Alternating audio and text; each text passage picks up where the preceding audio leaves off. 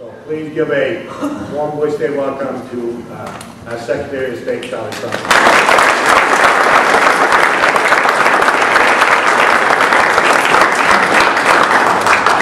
Paul, you realize this is my first appearance after the primaries. It's right here in Boylston. We lucked out. That's right. You guys lucked out because now I'm warmed up. You know, the first person was here, I had to warm up with them, and now I can just jump into it. I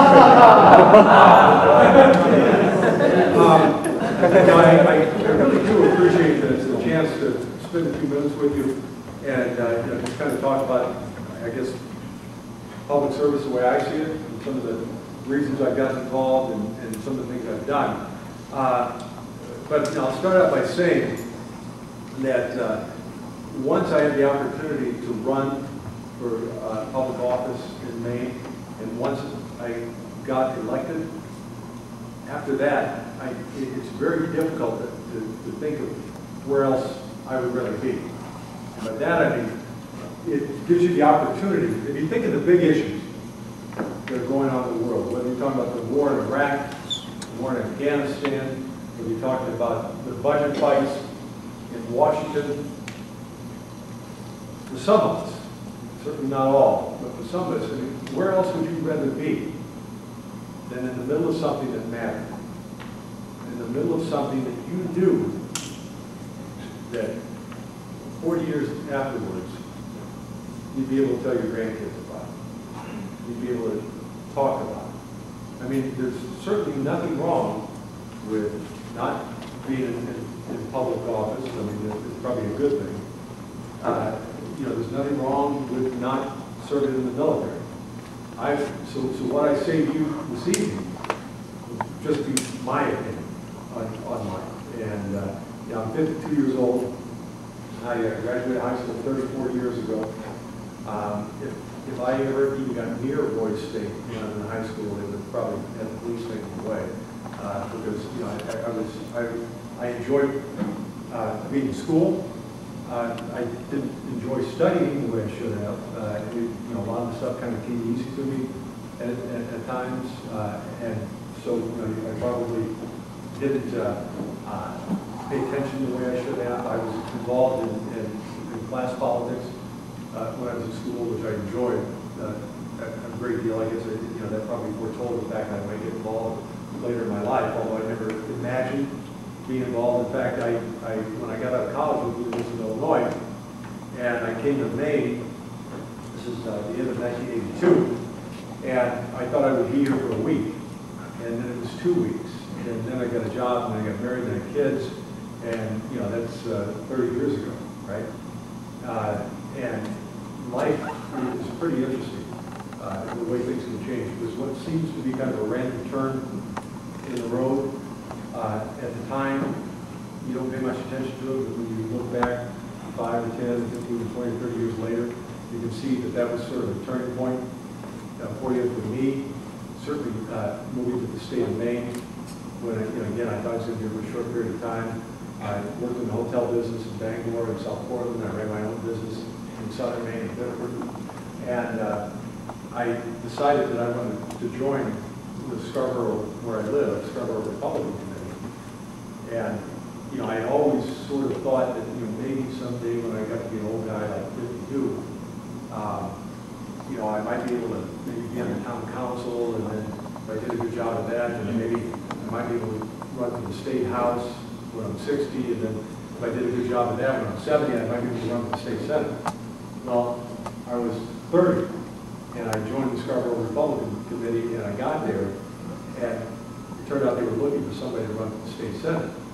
And there weren't many people at the meeting, and somebody said, hey, well, how about you? You know, so I went to old Three Stooges movies where they look for volunteers, everybody's in a line, and they say, whoever wants to volunteer, take one step forward, and everybody in the line takes one step back, and you're the only guy that didn't do it, you know, so they choose you.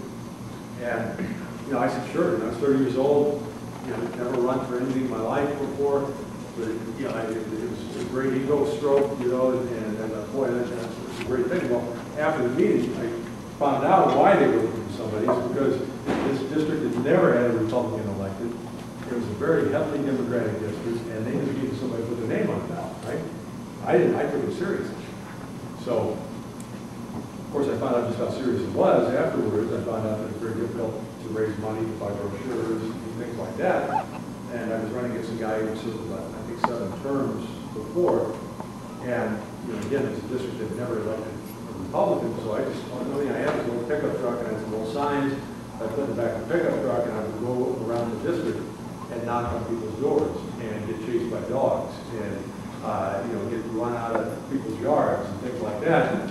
But I just kept doing it. And over the course of that summer, you know, we knocked on about 5,000 doors. Me, you know, about 5,000 doors. My wife would take our kids and go to one side of the district, I go to the other side, and we just kept knocking on doors and knocking on doors and knocking on doors. And at the time, I didn't realize that we kind of hit a critical mass of voter contact. And on election day in 1990, I got elected by 613 votes. And that's a number you never forget, 613, right, out of 16 or 18,000 cats.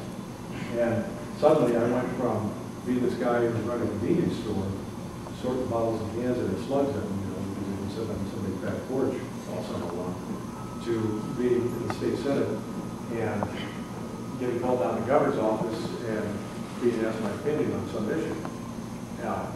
You know, it took a little bit to kind of get used to that. And then I was on the Fish and Wildlife Committee with Representative Jakes. All new sensations. But, you know, the one thing about it was in the state of Maine in particular, you find out that politics is a very kind of, it's a very personal endeavor.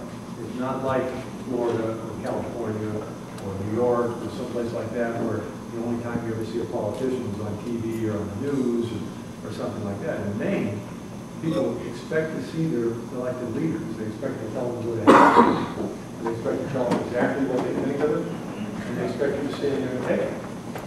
And you either do that, or you end up getting out very quickly. But there was something about it that really attracted me, and I think what it was is you realize that you could honestly have an effect on your state and the rules and the laws that you live by. You can have an effect on somebody's life if they need help at the state level. Whether it's a business that needs help getting a license, or whether it's an individual that needs help with a veterans issue, something like that. You begin to see those things. You begin to see how you can make a difference in that. And that was something that really kind of struck the nerve with me. And then I went to work, I spent 2 months in the Senate, went to work with Senator Stone, and began working for her on federal issues, which, you know, it expands your universe dramatically. So you're working on healthcare issues, you're working on business issues, you're working on military issues. And in the middle of that, I got involved in the Navy Reserve. And, you know, since that time, I'm now in my 17th year in the Navy Reserve. I served in Iraq, I served in Afghanistan, I served on the staff of the Chairman of the Joint Chiefs of Staff, directly working for him in the Pentagon. It's just an amazing experience. And when I got involved in the Navy Reserve, you know, that was at a time before 9/11. So it was more along the traditional lines of, you know, like the Guard or Reserve, and we just kind of did it 2 weeks, and that was pretty much it. After 9/11, life changed dramatically because the active duty military absorbed the Reserve and made the Reserve kind of a seamless, they call it seamless integration. You can't tell the difference between someone in the Reserve and someone in the active duty. So, you know, I got involved in that, got sent to Iraq in the middle of a campaign for Congress. And I was actually running for office while I was serving in Iraq, and I couldn't say or do anything about my campaign, so I had to turn it over to my wife who ran my campaign while I was gone. I came back, got into the campaign, ran a fight race, close race. I didn't make it, but then afterwards, I got activated again on the staff of the Chairman of the Joint Chiefs of Staff. I traveled with him halfway around the world back. Went to places that I never dreamed I'd be, in Bahrain and back in Iraq, Afghanistan, Pakistan, all over the Middle East, and really kind of getting a flavor of sort of the geopolitical state that we're in. When I got back from that, I had the opportunity to run for Secretary of State in Maine, and how many of you know the Secretary of State is elected by the legislature in Maine?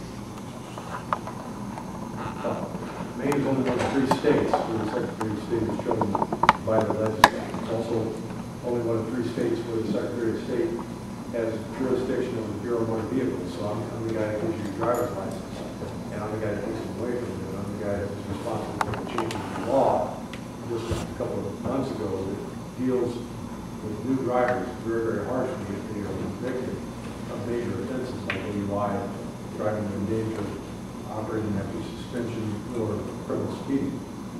Excuse me one second.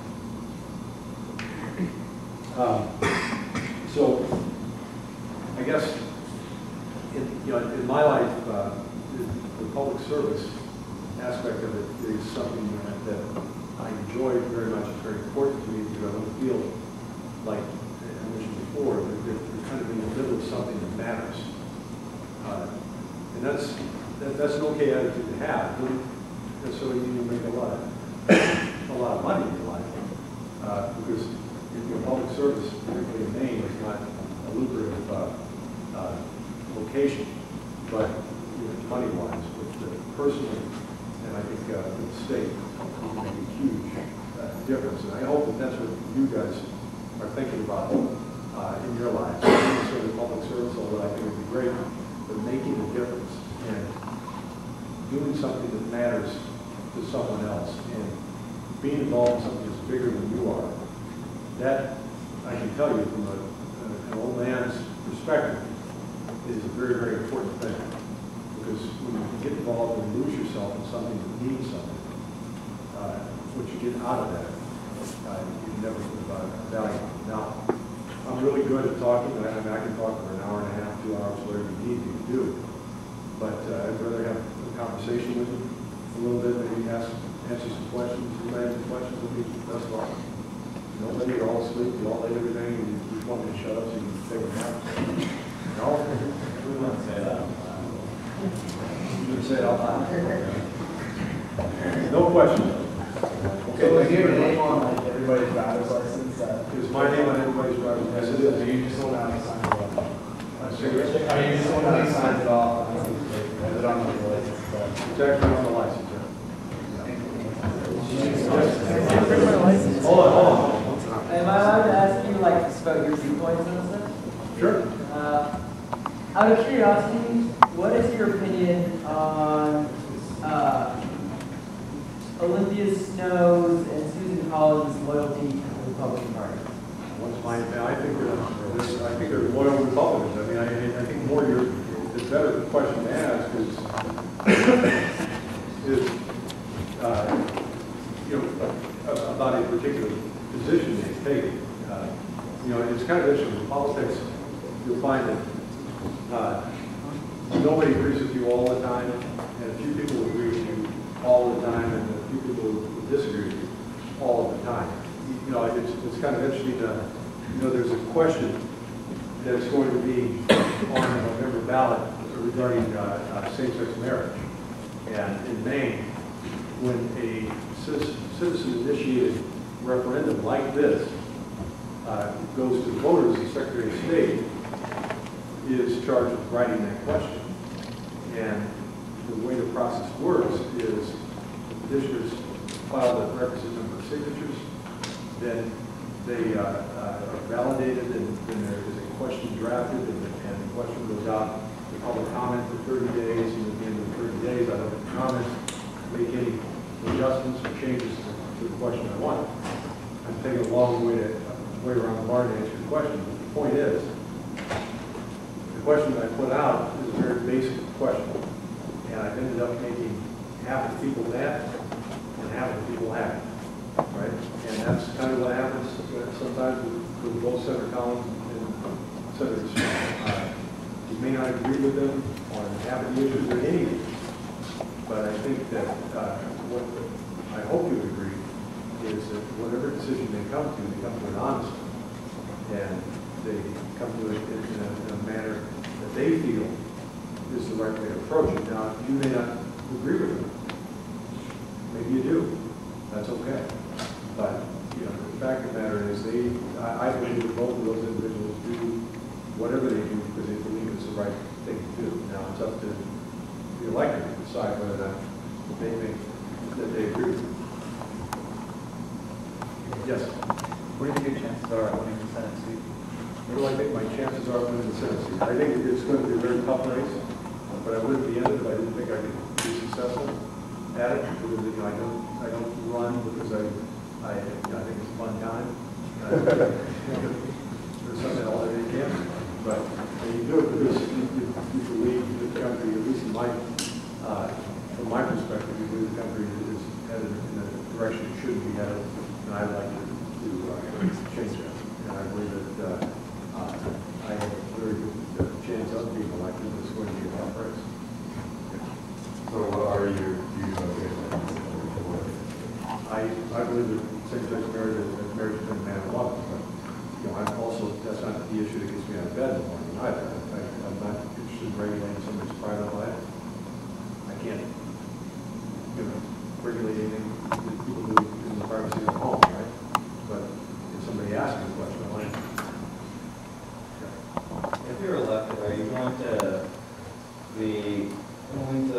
to look at both sides of an argument and judge fairly, or are you just going to be someone who sticks to the Republican side and not the other? Well, I think you have a responsibility. I mean, first of all, you know, if I'm elected to say, whatever the issue is, I'm going to try to do what I think is right, you know, obviously with the main and with the country, and without regard to 6 years down the road in the next election. I think that's one of the problems in politics. People are constantly looking to the next election, next election, next election. I feel like, you know, my service with Representative Jakes, he and I were of different parties, but we were able to get together and do some things that were very, you know, I think very positive. And if an issue has merit, then sure, you know, I'll support it. If I don't like it, I'm not going to support it. I think that's probably the way it should be handled for most people. It doesn't always happen. Yes. What do you find most rewarding when you work with other office? Well, what do I find most rewarding is kind of what I talked about a couple of minutes ago, and it's kind of losing yourself in something that is bigger than you, right? And, you know, which means that serving in public office is not about getting a title, but it's about trying to do something. You know, since, for example, since December, we've lost now about 23 or 24 people on the highway at the hands of young drivers. And I was able to work with the legislature to get the stiffer penalties that I mentioned for people who are convicted of major offenses. We patterned the law that we got passed after a law that was passed in Massachusetts, where they, in a 3-year period, reduced teen fatalities by 75%. That issue, of all the issues that I've worked on, both at the state and federal level, whether, you know, military issues, whatever, was probably the only issue that I've been involved with that really cut across all political boundaries. And it's, who knows if we'll ultimately have an effect of saving people on the highway. I guess you'll know in 5 or 6 years when you can look at the empirical data and find out, you know, if the fatality rate is going down. But being able to go to the high school, being able to talk to people about the issue of impaired driving, being able to talk about, you know, the danger of texting and driving, those types of things, I think, you know, you feel like you're having an effect on the public process. And hopefully, positively, that's where you get some satisfaction. Yes? If you could look back at yourself in your teenage years, what would you tell yourself? What would I tell myself? I'll tell you what I tell myself. Is never sell yourself short. Never think that you're not good enough to try something. Never shy away from something because you're not sure you can get it done. Because there was times in my life, you know, when I got to University of Illinois, and I played junior college basketball. When I got to Illinois, I was a Big Ten school, and I let myself talk myself out of at least trying to play Big Ten basketball. I may never make it. But knowing what I know now, I would much rather try and not be successful and know that I tried than ever have to wonder later on, in your life if you could have done something. And what I'm saying to you is that, whether it's running for the United States Senate, whether it's running for the Maine State Senate, whether it's running for school board, whether it's getting married and having kids, right? Never shy away from the challenge, because I can tell you something.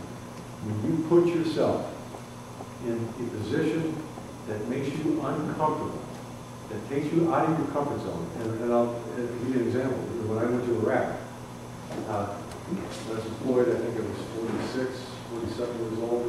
I've been reserved for quite a while, but had never been deployed into a war zone. And I was deployed with people that were 21, 22, 19, 25, 30 years old, all different ages. But, the first time you get into a kind of what they call a potent combat environment, right, it really gets your attention. It gets your attention very quickly, and it takes you out of your comfort zone. In my case, I went from being in my house, where I have all my own things around me, to suddenly, they call it hooch living, right? Where you live in a hooch with somebody else, you're sharing everything, it's close quarters, things exploding around you, that kind of stuff. It takes a little bit to get used to that. But once you kind of come to terms with your environment, and then you get involved in that, like I had the opportunity when I was in Iraq, I was working for, let's see, called this Strategic Effects Director at the Public Affairs Officer. When you see footage from Iraq or Afghanistan, there's always a public affairs officer that's on Brokaw or whoever it is that's out in the field. But once I got assigned to them, then I got assigned to the U.S. Embassy. With the U.S. Embassy, I got assigned to the provincial reconstruction teams, which were like out in Fallujah and Anbar province in Iraq, areas that were pretty not nice places. But they were working with the locals to try and help them with agriculture issues, business issues, medical issues, security issues, and you could see what you were doing was really making an effect on these people and having an effect on their daily lives and having an effect on their outlook on the world. And while the narrative back here that you would see on the news was all like guts all the time and make a mistake, those things happen. But our men and women on the ground were making a very big difference in the lives of these people. And I submit to you tonight, that is why today in Iraq there's construction going on, there's commerce going on, things are changing, people have a little bit of a different view of the world. Now, it's not a democracy like There's a level of corruption that they get used to when they tolerate in that country. Same thing in Afghanistan. Working, when I was in Afghanistan, I got attached to the Special Forces guys. And they're out in areas like Western Afghanistan, the Zerko Valley area where the poppy trade is very high. But working with the locals to try and help them on their medical issues and security issues, and you can see that change. That's the kind of involvement that I talk about when I say get involved in something bigger yourself. So when you look back and you take yourself out of your comfort zone, and that may be anything from joining the military to starting a business to doing anything. That's the only time you learn. If you do the same thing every day and you get the routine every single day, then that means you know it's a routine. When you get out of that routine, at whatever level it is, maybe working with a society to prevent cruelty to animals, it may be working with young kids at Boys and Girls Clubs, whatever it is, get out of your comfort zone. Yes. Out of all the Republican nominees for president that we saw the past year, or Libertarians, which of them would have been your ideal candidate?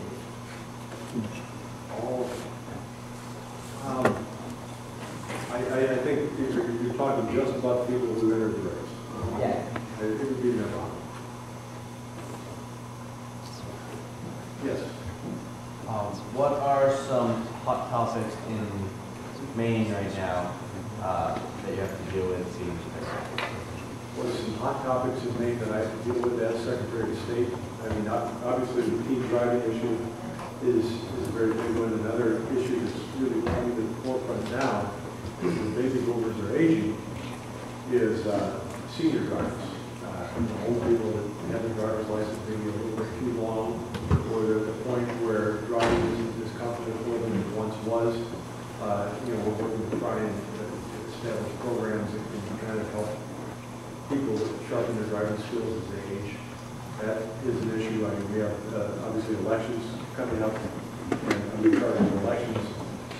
Corporate issues, we're doing a lot of work on business identity theft right now and helping businesses in Maine. You have to remember, in Maine, 98% of all the businesses have 20 or fewer employees, and 96% of those have less than 5. So small business in Maine is a very big business. And when you think of the tourism industry, a lot of the identity theft that occurs in the restaurant Joe business. Morgan, come back. There are people who work at restaurants who will be approached by somebody and they'll get a little pocket scanner and just put it in the pocket, and you go to pay your bill, and as they're walking away, they scan your credit card, and there's all the information, put that back, and then they scan the credit card and pay your bill. You don't know anything's happened. But they'll get 300 credit card numbers on this little pocket scanner, and they'll sell it to somebody for $3,000. And then suddenly your credit card shows that you were paying on New Jersey, doing whatever. And people charge equipment, they're charging buying cars, you name it, they can do it. So that's a huge issue that we're working on right now. Way in the back. Do you feel that out-of-state campaign contributions should play a role in state issues such as races for a Senate seat or the race for governor, something like that? Well, I think I understand why you're asking that question. And in a pure sense, no, somebody from out of state shouldn't be doing that, but that's really, I don't think it should be regulated, because then you're talking about the First Amendment issues and somebody's ability to practice free speech or freedom of expression, freedom of association, whatever you want to call it.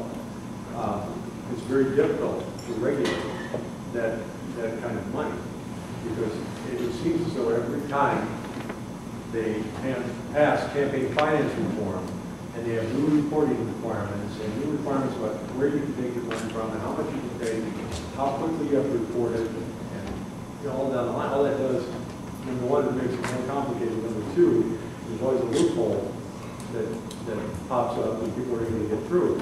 I personally think you should have complete reporting and not try to limit where people get their money from, as long as it doesn't come from outside the United States, and make it so that every candidate running for federal office has to have a bank account that's registered with the Federal Elections Commission, and every single contribution and every single expenditure that goes on with that campaign has to be reported to the LEC and on the internet within 24 hours of receiving or making that expenditure. And if you do that, and it's complete open and a complete open book, then you, me, and anybody else, you can go online, you can see where I'm getting my money from. And if you don't like it, then you can vote against it. And if you do like it, then you're not obviously doing anything about it. But if they have full disclosure on that, rather than having all these rules and limitations and everything else, everybody seems to just kind of obfuscate and skate around and skate on the edges. You may as well open the books to the light of day, and bad things can't hide in the light of day. Right.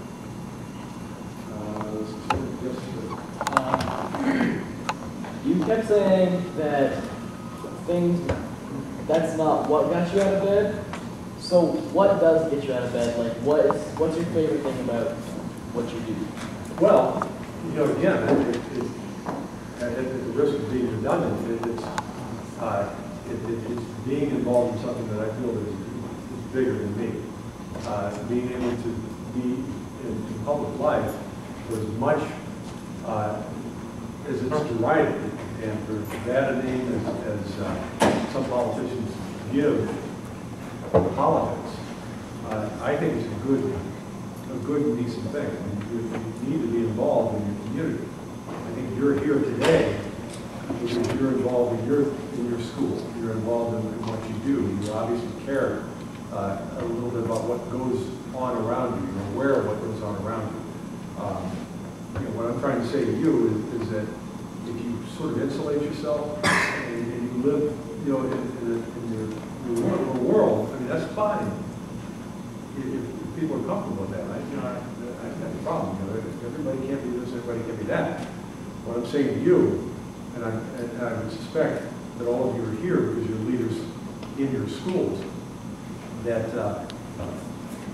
take your experience today and keep taking that to the next level. And that is what will get you out of bed. Knowing that what you're doing matters, not to you, but to someone else.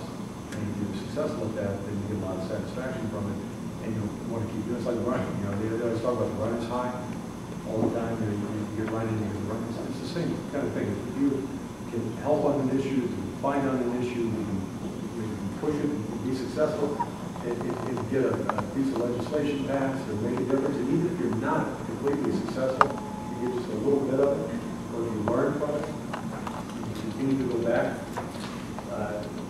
you can learn a lot. That's what I mean by getting out of your comfort zone. Yes.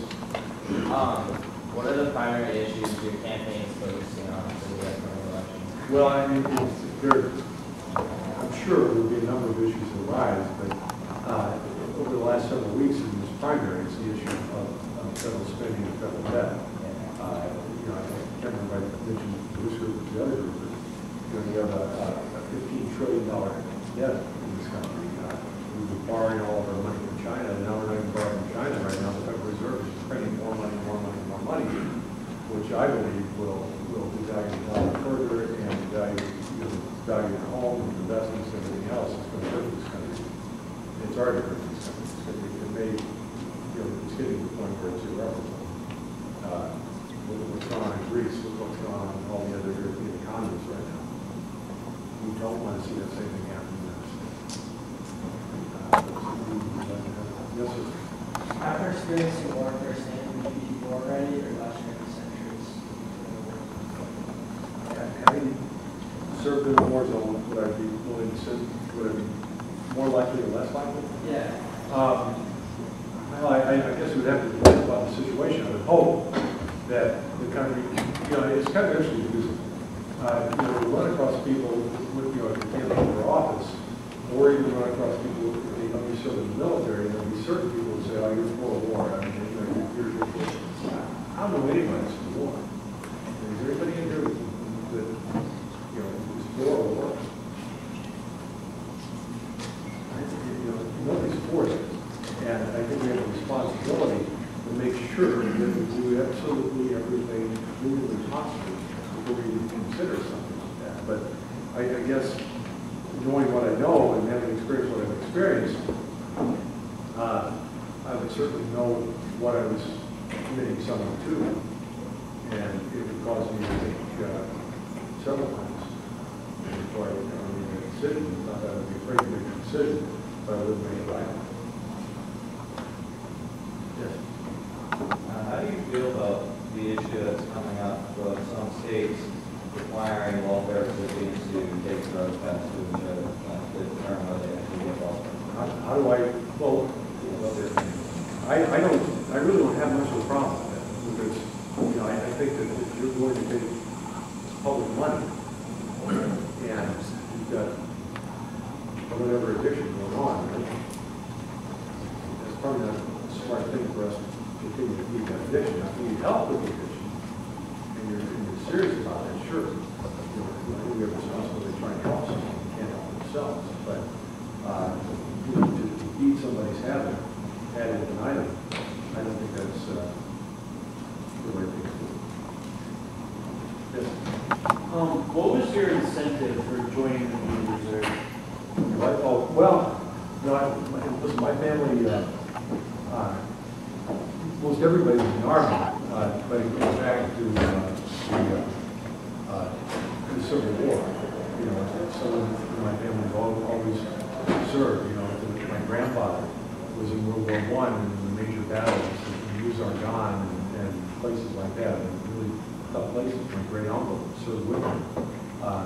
My uncle was in World War II in Korea. My father was in during the Korean conflict. My sister was a Marine. My brother was a Marine.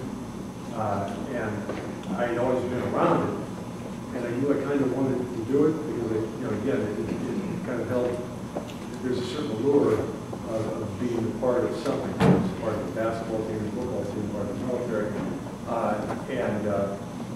So I wanted, I felt like I had a responsibility, because it's me, I felt like I had a responsibility to serve my country. As I look at it now, I feel very lucky, to be able to do what I've done. I mean, I never would have gone to any of these places or seen some of the things I've seen had I not done that. I encourage everybody to consider. Yes, sir. What is your opinion on boosting or encouraging small business in the city? Oh, I think, well, I mentioned a moment ago that 96% of the businesses have 5 or fewer employees. So small business is in fact a very big business in Maine. And I think that if you look across the country, where the innovation in our economy comes from is not from the big corporate behemoths, because they're lethargic and move very slowly. It's from the small businesses that are agile and able to react to markets and change and do innovation. So I think the small businesses need to be nurtured. The access to capital is necessary for small businesses to get up, and the counseling and training that is necessary in order for them not only to get up and running, but to remain up and be successful. I think that benefits us all. When I worked with the Small Business Administration, I always said that was the only, I was lucky because I was the only agency in the federal government that actually generated money for the federal treasury as opposed to the consumer. We're running a little short on. Oh, okay, two more questions. Who is your favorite American president? Well, I mean, I can't, the very first president I voted for was Ronald Reagan. That was when I turned again. And I grew up very close to Reagan, grew up with Reagan all my life. And I like John Kennedy. I think Lyndon Johnson was one of the more interesting presidents we've ever had. Somebody who knew how to get things done. He may not like what he was doing, but he knew, and Harry Truman is, I think, one of the finest presidents that we've ever had. I mean, there are a lot. I can talk to you a lot. One other question, yes, sir, in the left. Yes. What is your favorite superhero? Well, let's see. I guess I have my son. I have a son who's 24, daughter's 27. I have one who's 2.5. And these days, I'm watching Batman.